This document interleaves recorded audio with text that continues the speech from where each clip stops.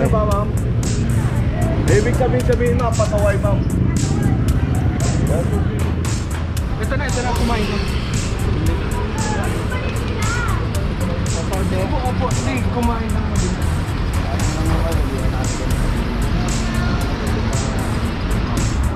Paano po?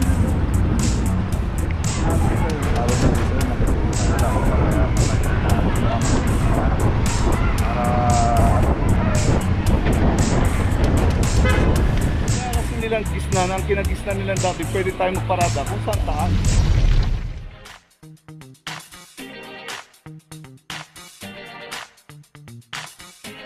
Papa Joe TV.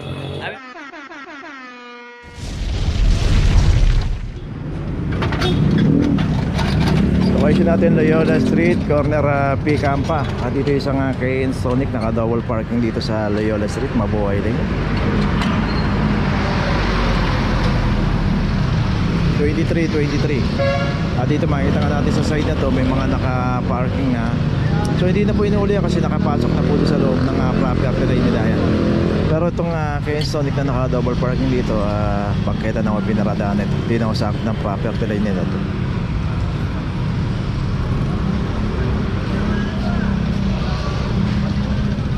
Ayun, kung paparada po tayo at puno na rito, pasok po tayo dito sa P. Campa.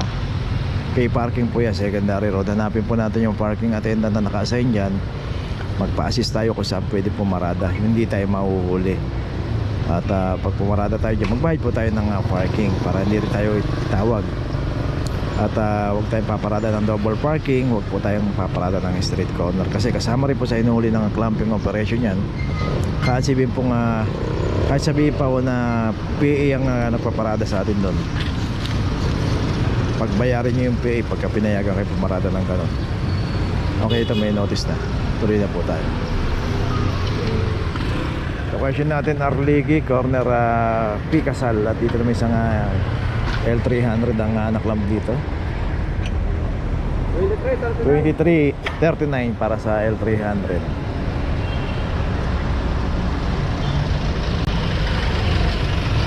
So dito kung sino po yung aabutan dito at walang driver, matik na po yan. At dito rin sa kahabaan ng Arligi, kita natin yung P. Casal. Pag dinaretso po natin yan, yung TIP. At pag dumaretso pa tayo po yung Malacanang, gate 3. Papasok na Malacanang yan.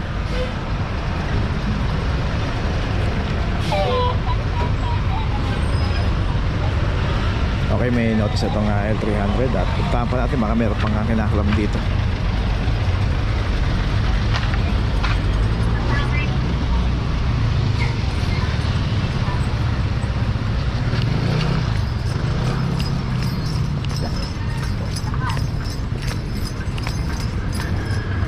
Hindi naman ginagamit eh.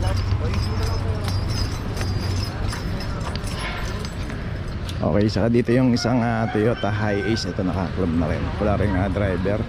Pero yung dalawang delivery van dito, ayan, may MOA po ito, kaya hindi na-club. 23.31. Regarding po sa mga MOA, CTO lang po ang nag-approve dyan.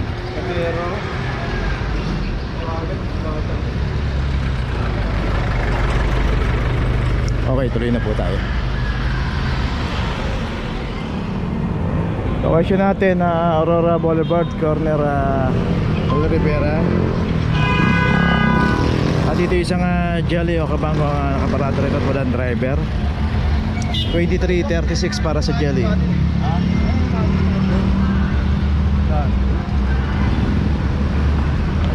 So dito naman sa kahabaan ng Aurora Boulevard, pay parking po ito. At itong isang Jolly o Kabango, wala pong ticket, hindi nagbayad ng parking kaya naklam. Okay, may notice na to. Tuloy na po tayo.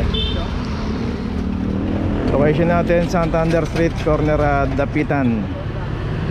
At dito isang Hyundai Starex naman ang naklamp dito. Street corner, kita natin naka-hazard yung Starex, pero ang pagkakaparada niya street corner. Tsaka dito po yung parking attendant, kinausap na rin po dito regarding sa mga pumaparada sa mga street corner. Kaya dapat bago tayo pumarada, iayos na po natin talaga. Kagaya niyan, daming mga nakaparada rito. Huwag po tayo mag double parking, huwag po tayo mag street corner. Ito may club na 2318 at wala rin nga driver to.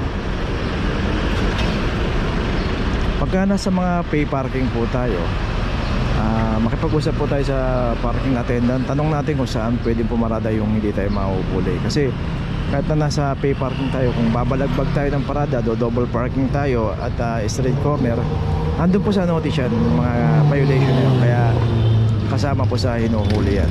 Iwasan po natin pumarada ng mga ganyan para hindi po tayo mahuli.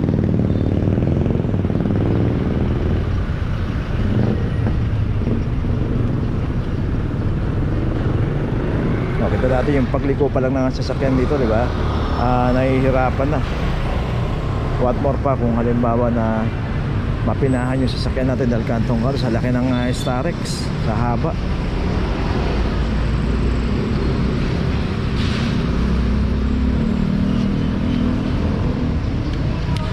So yun yung PA oh. Hindi po nila tinitikitan yan. Kasi pagka tinikita po nila yan, magkakaroon po ng problema. Maaaring silang dalawang mag-usap ng may-ari ng sasakyan sa kayong PA. Okay, tuloy na po tayo. Question natin, Arlegi Street Corner, Duque Alba. Okay, parang sa harap ba diyan? Dito naman isang Ford EcoSport ang anak lang dito. 2409 para sa EcoSport. So meron pa rin dito, handa natin. Ulitin po natin dito sa kahabaan ng Arlegi, mabuhay lane po dito. Kaya bago tayo pumarada, check po natin mga pinaparadahan natin. Makita natin may signage, no parking, clamping zone.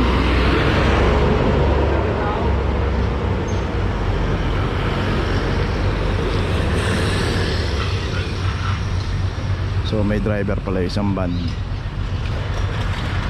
Okay, so yun sa Ford EcoSport, nakalagay na yung notice.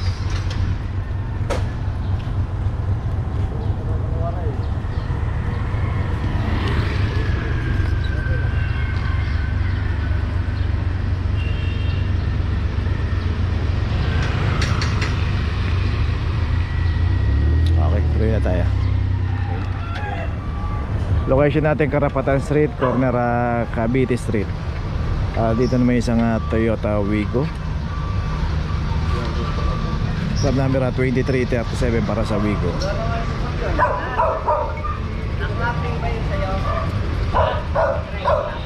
So ito na naman yung kinukomplain ni team leader, no? Wala nang araw sasakyan na nakapark, pero may mga manok pa rin dito. Kaya naman ang pumalit yung mga manok. So dapat dito barangay na mismo ang nag-aasikaso nito pagdating sa mga ganyang mga naka-obstruct na kulungan ng manok o ay nako. Ito itong Wigo meron mga notice. Tuloy na po tayo. Location natin Tiago Street, corner Karapatan Street. Dito naman isang multicab 2342 para sa isang Suzuki multicab. So dito ang daming mga jeep. Dito kasi sa kahabaan ng Tiago Street, complaint area po to, kaya laging dinadaanan to. Kaya kita natin mga nakaparada rito. So isa yun, punta natin.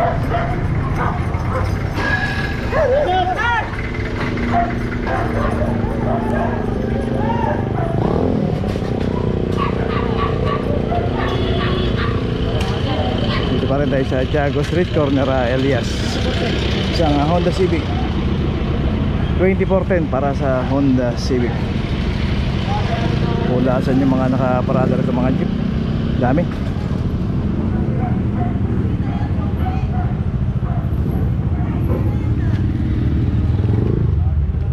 So okay na ba, ma'am?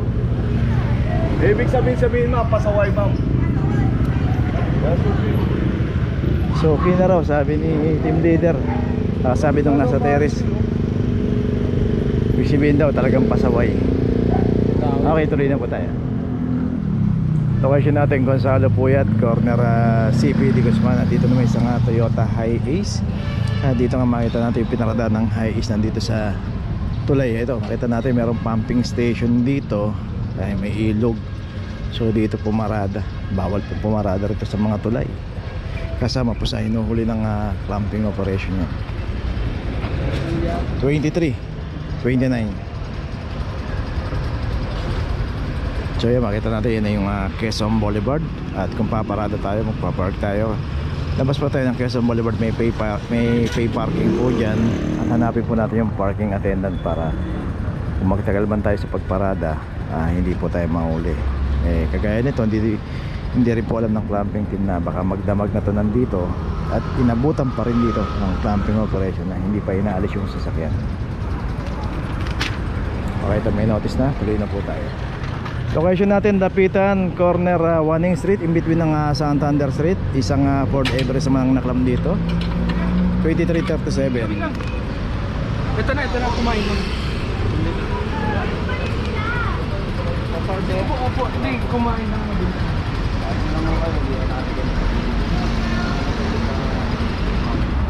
Paano po yun?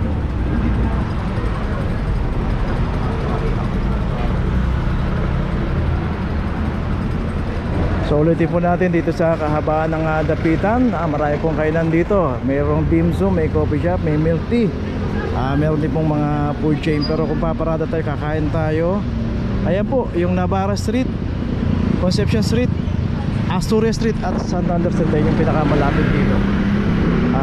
Sa apat na yan, pag wala pa tayo nakuha ang parking dyan, paka-imposible na po. Ang dami pong pay parking dyan at lahat po yan may parking attendant.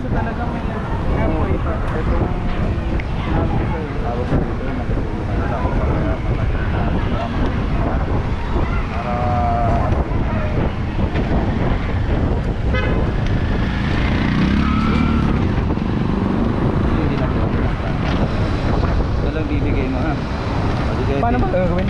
Saan ko pupunta? Ayan po. Pumunta na lang kayo dyan kung makakarating kayo dyan sa May Central Marketing Counting. Yan lang yan. Pagkaliwa po ninyo, paglagpas lang ng Pugoso, pagkakanan na. Yan lang mo dadali ko dito, ordinance lang. Tapos paano matatanggal ko? Matatanggal yan. Nasa yun.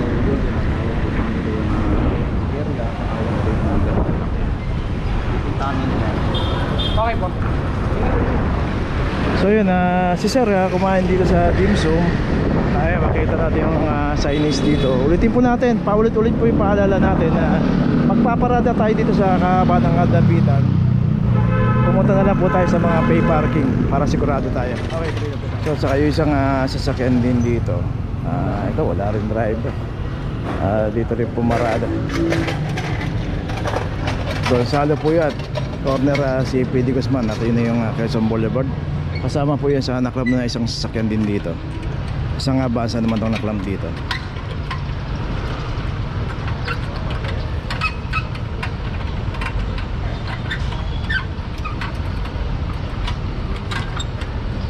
(23-27) para sa Avanza. So dito magdamag na nakaparada, inabutan pa dito. Okay, ito may notice na. Tuloy na po tayo. Kasama po doon yan sa isang Toyota Hiace na naklab din dito. Okay, nandito na ngayon tayo sa opisina ng clamping sa impounding dito sa Central. Dito na po nagtatapos ang ating vlog. Maraming salamat po sa mga subscriber, sa mga viewers, sa mga napadaan po sa ating channel. Maraming salamat po sa mga suporta nyo. Sa mga hindi pa po nakakapag-subscribe, subscribe na po tayo mga kabayan. Maraming salamat po. Mabuhay!